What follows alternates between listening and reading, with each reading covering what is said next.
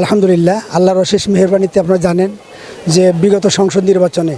জামাত ইসলামী আমাকে ধামরাইতে মনোনীত করেছিল এবং নির্বাচনী কাজ বহুদূর আগে এগিয়েছিলাম। পরবর্তী 11 দলীয় জোট থাকার কারণেই সংগঠন এবং সার্বিক বিবেচনা করে যখন সংগঠন পরামর্শ দিল যেখানে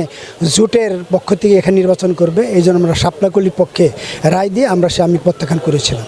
সেই সংগঠন আবার সিদ্ধান্ত নিয়েছে যে যাদেরকে আমরা এই সংসদ নির্বাচনে বিরত রাখছিলাম, আগামী উপজেলা নির্বাচনে তাদেরকে আমরা উপজেলা চেয়ারম্যান হিসেবে প্রার্থী মনোনয়ন দিব এবং সিদ্ধান্ত গ্রহণ করেছে। কাজেই আমি আশা করি বিগত সংসদ নির্বাচনে ধামরাইয়ের জনগণ, ধামরাই মা বোনেরা, সর্বস্তরের ভোটাররা এবং সর্বস্তর জনগণ যেভাবে আমাকে রায় দিয়েছিল, এগিয়ে দিয়েছিল এবং তারা এখন আমাকে বলতেছে আপনি ময়দানে থাকেন, আমি আশা করি তার চেয়ে বেশি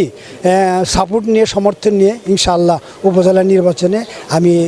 কাজ করতে পারবো এবং আশা করি যে জনগণ ঠিকমতো ভোট দিতে পারবে, তাহলে জয়ের মালা আমাদের পক্ষে আসবে ইনশাআল্লাহ। এবং ধামরাইবাসী, আমি পূর্বেই বললাম যে ধামরাই জনগণ আমাকে যে রায় দিয়েছে এবং ধামরাই জনগণ ভদ্র, নম্র এবং এই দেশের জনগণ, ধামরাই জনগণ খাস করে তারা এই এখানে সন্ত্রাস, চাঁদাবাজি মুক্ত এবং দুর্নীতি মুক্ত